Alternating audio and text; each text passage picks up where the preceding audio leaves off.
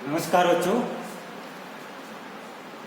मेरा नाम KR महिला, assistant professor chemistry, government Mirdha college Nagaur.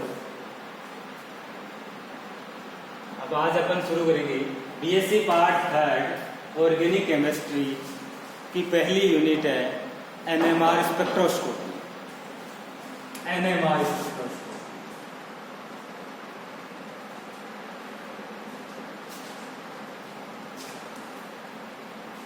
अब NMR स्पेक्ट्रोस्कोपी पढ़ने से पहले अपन एक सामान्य परिचय करते हैं। NMR स्पेक्ट्रोस्कोपी मैं आपको ये बता दूं, BSc पार्ट 3 का YouTube वीडियो, ये पहला वीडियो है BSc पार्ट 3 के लिए। सबसे पहले आपको बता दें कि जो आज अपन पढ़ेंगे NMR स्पेक्ट्रोस्कोपी पहली यूनिट, अपन धीरे धीरे एक एक वीडियो बनाते बनाते पूरा सिलेबस को कवर करेंगे, पहली बात। दूसरी बात, आप हर वीडियो देखो, उसको अच्छे से समझो, अपने नोट्स बनाइए, और फिर भी यदि कोई प्रॉब्लम आए तो आप मुझे व्हाट्सएप कर सकते हैं, मेल कर सकते हैं। तो मेरे व्हाट्सएप नंबर है 6378461875। ये व्हाट्सएप नंबर है। इस व्हाट्सएप नंबर पे आप अपनी प्रॉब्लम है, कोई भी समस्या है केमिस्ट्री में, तो आप उसमें अपने व्हाट्सएप नंबर पे शेयर कर सकते हैं, या व्हाट्सएप ग्रुप जो बना हुआ है उस पर आप जुड़ सकते हैं। तो अपनी प्रॉब्लम शेयर करनी है, और जो YouTube वीडियो है उस वीडियो को लाइक करना है, शेयर करना है, और कमेंट बॉक्स में कमेंट करना है। आप कोई भी चीज़ कमेंट करना चाह रहे हो तो उसमें ज़रूर लिखिए कि इसमें ये चीज़ समझ में नहीं आ रही, या ये जो भी है। अगर उसमें नहीं लिखना चाहते हैं तो आप व्हाट्सएप कर सकते हैं इन नंबर पे, या फिर तीसरा ऑप्शन है आप मेल कर सकते हैं। मेरी मेल ID है mahala.chem012@gmail.com। इस मेल ID पे आप अपनी प्रॉब्लम को मेल कर सकते हैं, तो निश्चित रूप से आपको उसका रिप्लाई मिलेगा, जवाब मिलेगा, पहली बात। दूसरी बात यह है कि अपनी राज्य सरकार द्वारा जब तक आदेश नहीं आता तब तक अपनी क्लासें ऑनलाइन ही चलेगी। तो आप निश्चित रूप से क्लासेस लेवें, वीडियो देखें। इसके अलावा आपको समय समय पर असाइनमेंट दिया जाएगा, नोट्स भी प्रोवाइड किए जाएंगे।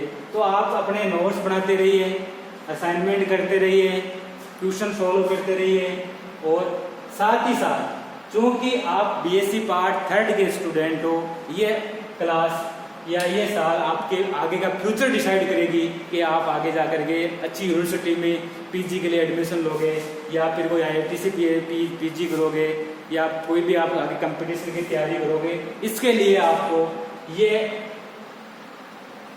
वीडियो बहुत उपयोगी सिद्ध होगा, लाभदायक सिद्ध होगा। तो आज अपन एक इंट्रोडक्टरी पार्ट, एक परिचय के रूप में जनरल टॉपिक स्टार्ट करेंगे। अपन पहला चैप्टर है अपना ऑर्गेनिक केमिस्ट्री का NMR स्पेक्ट्रोस्कोपी। वेरी इंपॉर्टेंट और बहुत यूजफुल टॉपिक है। हाँ, मैं एक बात और कहना चाह रहा हूँ कि आप वीडियो देखें YouTube पे, क्या बहुत सारे वीडियो हैं, बहुत सारे वीडियो बनाए हुए हैं। अब अपन को चयन करना आना चाहिए कि अपन कौन सा वीडियो अपने लिए ज़्यादा यूजफुल है और अधिक सटीक है, उसी को आप देखें, सुने, और अपना समय उसी में लगाएं। अनावश्यक आप अपना समय वेस्ट नहीं करें, ये भी आप विशेष रूप से ध्यान रखें इस चीज़ पर। तो अपन आज शुरू करते हैं अपना बेसिक पार्ट, शुरू करते हैं अपन पहले NMR स्पेक्ट्रोस्कोपी। NMR स्पेक्ट्रोस्कोपी में अपन बिल्कुल बेसिक से चलेंगे। सबसे पहले इसका परिचय, इंट्रोडक्शन, परिचय। NMR स्पेक्ट्रोस्कोपी की फुल फॉर्म सबसे पहले, NMR का मतलब nuclear magnetic resonance spectroscopy, resonance spectroscopy, इसको कहते हैं NMR स्पेक्ट्रोस्कोपी।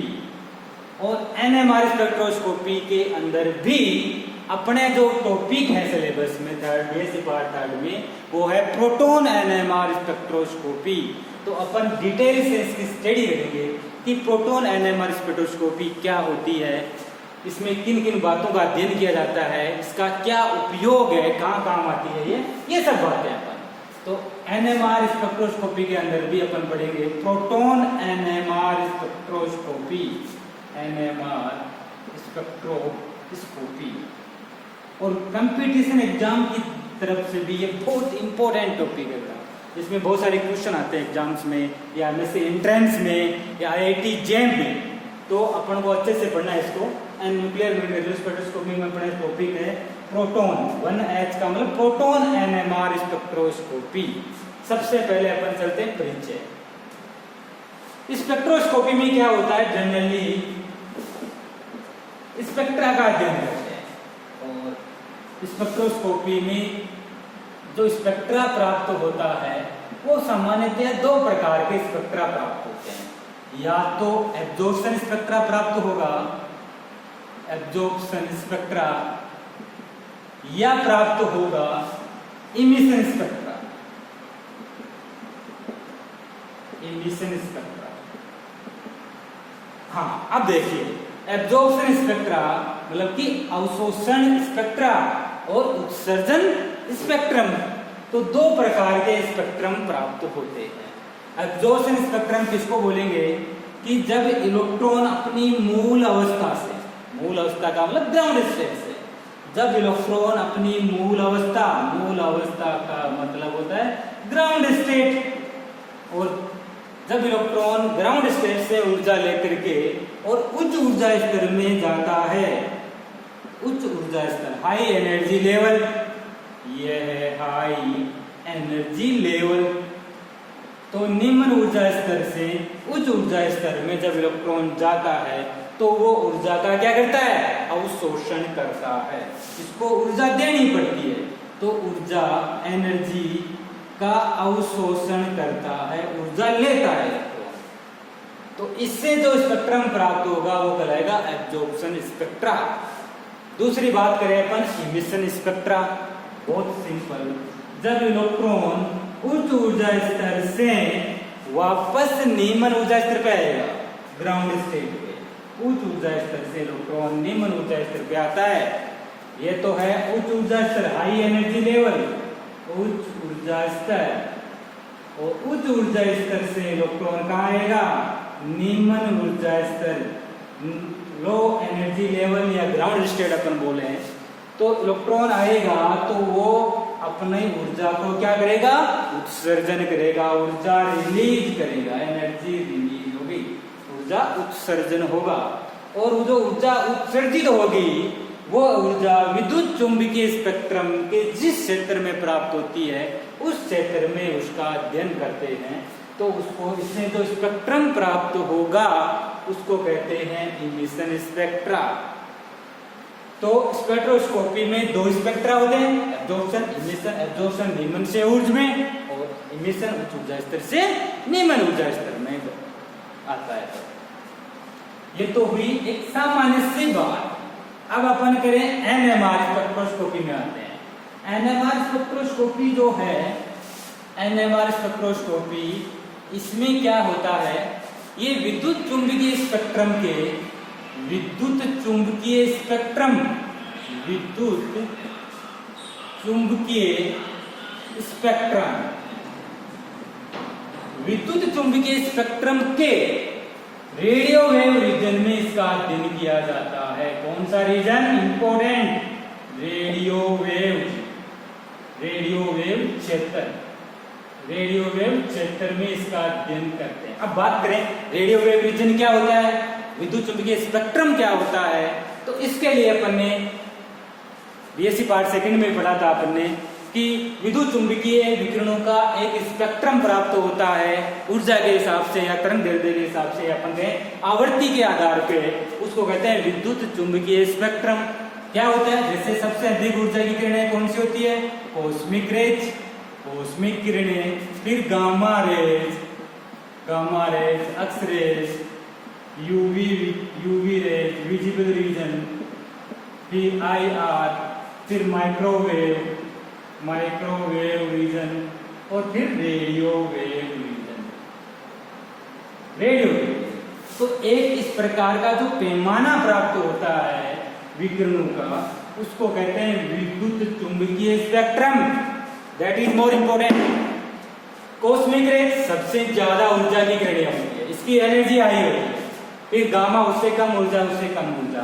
तो अपन इस प्रकार चले इस स्पेक्ट्रम में, तो ऊर्जा एनर्जी क्या होती है, कम होती जाती है, एनर्जी घटती है, एनर्जी घटती है, कम होती है। और ऊर्जा कम होगी तो अपन जानते हैं ऊर्जा तरंगदैर्ध्य के व्युत्क्रमानुपाती होती है, लैम्ब्डा वेवलेंथ। तो ऊर्जा कम होगी तो लैम्ब्डा, लैम्ब्डा का मतलब तरंगदैर्ध्य, तरंगदैर्ध्य का मान इधर जाते हैं तो बढ़ता जाता है, बढ़ता है। ऊर्जा घटती है, तरंगदैर्ध्य बढ़ता है, और आवर्ती जिसको न्यूज से लिखते हैं आवर्ती, आवर्ती भी घटती है, क्योंकि ऊर्जा घटती है तो आवर्ती भी घटती है, क्योंकि अपन जानते हैं E बराबर h न्यू, ऊर्जा घटेगी तो आवर्ती भी घटती है, दैट इज मोर इम्पोर्टेंट।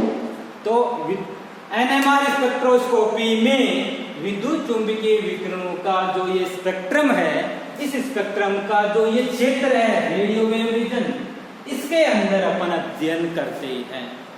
तो सबसे पहली इंपॉर्टेंट बात, NMR स्पेक्ट्रोस्कोपी विद्युत चुंबकीय विकिरण के किस क्षेत्र में अध्ययन करते हैं, रेडियो वेव क्षेत्र में अध्ययन करते हैं, जिसकी तरंगदैर्ध्य बहुत कम होती है, तरंगदैर्ध्य बहुत कम नहीं सॉरी ज्यादा होती है, और ऊर्जा घटती है तो बहुत कम होती है। तो ये तो हुई विद्युत चुंबकीय स्पेक्ट्रम की बात। अब जो ये किरणें हैं, cosmic, gamma, X ray, visible light, microwave, radio wave, इनको कहते हैं विद्युत चुंबकीय विकिरण। और विद्युत चुंबकीय विकिरण क्या होती है, थोड़ी सी बेसिक जानकारी अपन ले लेते हैं, क्योंकि जब बेस मजबूत होगा तो ही अपन आगे जाकर के अच्छे से पढ़ पाएंगे और कोई भी कंपटीशन को अपन फाइट कर सकते हैं। तो अपन बात करें, आज परिचय पढ़ेंगे बेसिक जानकारी विद्युत चुंबकीय विकिरण, विद्युत चुंबकीय विकिरण ये क्या होती है। देखो, वे विकिरण जो विद्युत क्षेत्र जिसको ई से डिनोट करते हैं, जो विद्युत क्षेत्र वह चुंबकीय क्षेत्र बी से प्रभावित नहीं होती है। वे विकिरणें जो विद्युत क्षेत्र और चुंबकीय क्षेत्र से प्रभावित नहीं होती है, उन्हें विद्युत चुंबकीय विकिरण कहते हैं। क्लियर, पहली बात। दूसरी इंपॉर्टेंट बात, इन विकिरणों में विद्युत क्षेत्र ई, चुंबकीय क्षेत्र बी एक दूसरे के परपेंडिकुलर होता है। जैसे अपन देखें कि मान लो इधर है विद्युत क्षेत्र, तो इधर होगा ऊपर की तरफ चुंबकीय क्षेत्र, एक दूसरे के क्या होते हैं, परपेंडिकुलर, लंबवत होते हैं 90 डिग्री के एंगल से। ये चुंबकीय क्षेत्र, तो ये वाला क्या होगा, विद्युत क्षेत्र। तो इन विकिरणों में विद्युत क्षेत्र ई परपेंडिकुलर होता है चुंबकीय क्षेत्र बी के। दूसरी इंपॉर्टेंट बात, अपन एक स्पेक्ट्रम आरेख बनाए, इसके द्वारा समझे कि मानो इधर है विद्युत क्षेत्र ई, तो इधर का क्या होगा, चुंबकीय क्षेत्र बी। इधर विद्युत क्षेत्र है तो इधर क्या होगा, चुंबकीय क्षेत्र होगा, मतलब एक दूसरे के परपेंडिकुलर होते हैं। थर्ड इंपॉर्टेंट बात, इन किरणों को गमन के लिए माध्यम की आवश्यकता नहीं होती है। विद्युत चुंबकीय विकिरणों को गमन करने के लिए माध्यम की आवश्यकता नहीं होती है। No need to any medium for the propagation. गमन के लिए माध्यम की आवश्यकता नहीं है, माध्यम नहीं चाहिए इनके लिए। जबकि ध्वनि तरंगे वगैरह इनके लिए क्या चाहिए, माध्यम होना चाहिए, तभी वो गमन होगा। तो इनके लिए विद्युत चुंबकीय विकिरणों के लिए माध्यम की आवश्यकता नहीं है। और फोर्थ इंपॉर्टेंट बात कि इनका जो वेग होता है वो प्रकाश के वेग के समान होता है।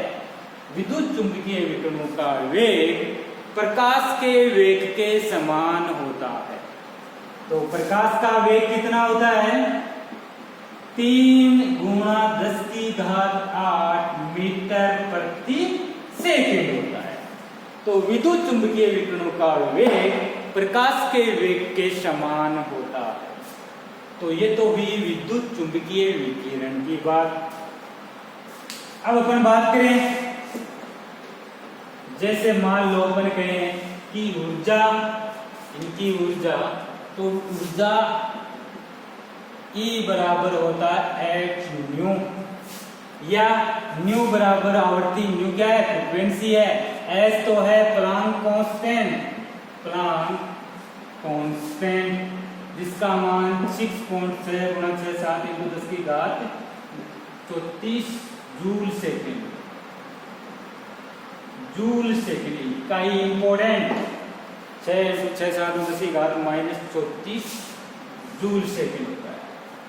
और न्यू आवर्ती, न्यू बराबर c बटा लैम्बडा, और c होता है प्रकाश का वेग, तो अपन ये लिखे E बराबर है c बटा लैम्बडा, h प्लांक कांस्टेंट है, c प्रकाश का वेग है, लैम्बडा तरंगदैर्ध्य है। तो ये तो ऊर्जा की बात हुई। आवर्ती क्या होती है, न्यू फ्रीक्वेंसी, प्रति सेकंड कंपनों की संख्या क्या कहलाती है, आवर्ती कहलाती है। प्रति सेकंड कंपनों की संख्या आवर्ती। फ्रीक्वेंसी, फ्रीक्वेंसी ये टर्म है, तुमको पता होना चाहिए बेसिक। तो फ्रीक्वेंसी क्या होती है, प्रति सेकंड कंपनों की संख्या, और इसकी इकाई क्या होती है, यूनिट, इसकी इकाई होती है हर्ट्ज, हर्ट्ज, आवर्ती की इकाई हर्ट्ज होती है।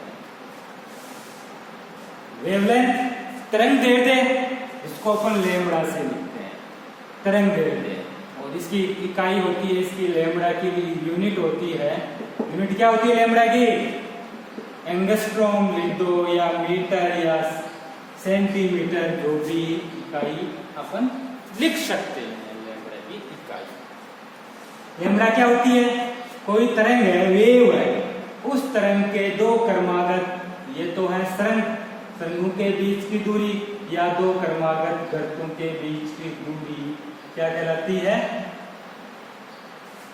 तरंगदैर्ध्य कहलाती है। दो क्रमागत सरंग या दो क्रमागत गर्तों के बीच की दूरी लैम्बडा कहलाती है।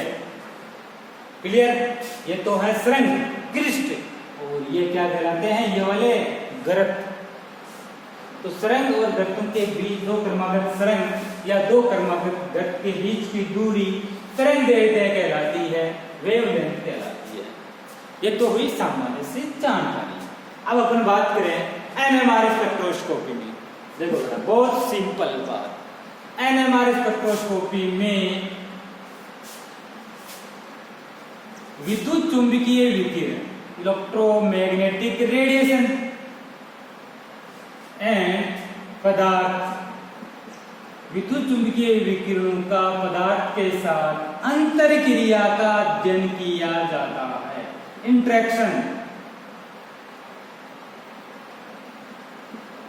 विद्युत चुंबकीय विकिरणों का पदार्थ के साथ अंतर क्रिया का अध्ययन विज्ञान की जिस शाखा में किया जाता है उसको कहते हैं एनएमआर स्पेक्ट्रोस्कोपी। तो विद्युत चुंबकीय क्षेत्र कौन सा लेते हैं, इसमें रेडियो वेव रीजन। तो रेडियो वेव रीजन के अंदर की तरंगों का पदार्थ के साथ अंतर क्रिया का अध्ययन करेंगे, तो उसको कहते हैं एनएमआर स्पेक्ट्रोस्कोपी। और इसमें क्या होता है, एनएमआर स्पेक्ट्रोस्कोपी में न्यूक्लियर ट्रांजिशंस होते हैं, नाभिकीय संक्रमण, जिसको बोले अपन न्यूक्लियर ट्रांजिशंस, का मतलब नाभिकीय संक्रमण होते हैं। तो जैसे मान लो, बेसिक ध्यान देना, समझना इसको, दैट इज वेरी इंपॉर्टेंट। ये एटम है, परमाणु है, और परमाणु का मध्य भाग क्या होता है, नाभिक, न्यूक्लियस, और इसके बाहर कक्षाएं होती हैं, और इन कक्षाओं में इलेक्ट्रॉन गति करता है। नाभिक, नाभिक में होते हैं प्रोटॉन और न्यूट्रॉन, और बाहर कक्षाओं में इलेक्ट्रॉन गति करता है। अब नाभिक में जो प्रोटॉन है और बाहर जो इलेक्ट्रॉन है, तो अपन कहें कोई भी पार्टिकल हो, चार्ज पार्टिकल, आवेशित कण, कोई भी चार्ज पार्टिकल, जैसे इलेक्ट्रॉन है, प्रोटॉन है, कोई भी इलेक्ट्रॉन पर भी आवेश होता है, प्रोटॉन पर भी आवेश होता है। तो इलेक्ट्रॉन या प्रोटॉन, कोई भी चार्ज पार्टिकल हो, अगर वो गति करेगा तो वह चुंबकीय आघूर्ण उत्पन्न करता है। अपन ये कहें कि चार्ज पार्टिकल, चार्ज पार्टिकल, आवेशित कण, आवेशित स्पेंड, अगर ये गति करेगा, मूविंग करेगा, चार्ज पार्टिकल अगर गति करेगा, ये मूविंग करेगा, गति करता है ये, तो ये क्या उत्पन्न करेगा? चुंबकीय आघूर्ण उत्पन्न करेगा, मैग्नेटिक मोमेंट, मैग्नेटिक मोमेंट उत्पन्न करेगा। चार्ज पार्टिकल या आवेशित पार्टिकल जब गति करता है, मूव करता है, तो वह चुंबकीय आघूर्ण उत्पन्न करता है, और चुंबकीय आघूर्ण उत्पन्न होगा तो क्या उत्पन्न होगा? चुंबकीय क्षेत्र भी उत्पन्न हो जाएगा, मैग्नेटिक फील्ड भी, चुंबकीय क्षेत्र भी उत्पन्न होगा। और ऐसी स्थिति में जब बाह्य चुंबकीय क्षेत्र लगाते हैं तो जो नाभिक की स्पिन है, वो नाभिकीय स्पिन का विपाटन हो जाता है, नाभिकीय स्पिन टूट जाती है, और नाभिकीय स्पिन विपाटित होकर के अल्फा स्पिन स्टेट और बीटा स्पिन स्टेट का निर्माण करती है। जैसे अपन समझे इसको ध्यान से कि अपन बात करें प्रोटॉन की, 1H1, प्रोटॉन में एक, हाइड्रोजन में एक प्रोटॉन और एक इलेक्ट्रॉन होता है, तो इसमें एक तो प्रोटॉन है और एक ही इलेक्ट्रॉन है। अपन बात करें हाइड्रोजन की, और इलेक्ट्रॉन जैसे ही गति करेगा, चार्ज मूविंग पार्टिकल कक्षा में घूमता है, तो क्या उत्पन्न करेगा? मैग्नेटिक फील्ड उत्पन्न करेगा, और मैग्नेटिक फील्ड उत्पन्न करने के कारण अपन इसको जब बाह्य चुंबकीय क्षेत्र में रखें तो इसकी जो स्पिन है, नाभिकीय स्पिन, प्रोटॉन, इसकी नाभिकीय स्पिन का क्या हो जाएगा? विपाटन हो जाएगा। जैसे मान लो ये अपन ने लिया प्रोटॉन और ये इसकी नाभिकीय स्पिन है, अभी बाह्य चुंबकीय क्षेत्र नहीं लगाया अपन ने, और जैसे ही बाह्य चुंबकीय क्षेत्र लगाएंगे तो जो ये नाभिकीय स्पिन है, इसको बोले अपन नाभिकीय स्पिन, जिसको आई से डिनोट करते हैं, कैपिटल आई से, नाभिकीय स्पिन को आई से लिखते हैं प्रोटॉन के लिए। और जैसे ही बाह्य चुंबकीय क्षेत्र लगाया अपन ने, बाहर से चुंबकीय क्षेत्र लगाया अपन ने, बाह्य चुंबकीय क्षेत्र H0 को अपन लिखते हैं, मानते हैं, क्या मानते हैं? बाह्य चुंबकीय क्षेत्र, बाह्य चुंबकीय क्षेत्र। तो जैसे ही बाह्य चुंबकीय क्षेत्र लगाएंगे, इसकी नाभिकीय स्पिन का क्या हो जाएगा? विपाटन हो जाएगा, ये टूट जाएगी, या तो ऐसे या फिर ऐसे। और दो प्रकार की अवस्था बनाती है, इसको कहते हैं alpha spin state, alpha spin state और बीटा स्पिन स्टेट। तो नाभिकीय स्पिन टूट करके अल्फा स्पिन स्टेट और बीटा स्पिन स्टेट का निर्माण करती है, और इन दोनों स्पिन स्टेट के बीच का जो ऊर्जा अंतराल है वो होता है E, डेल्टा E।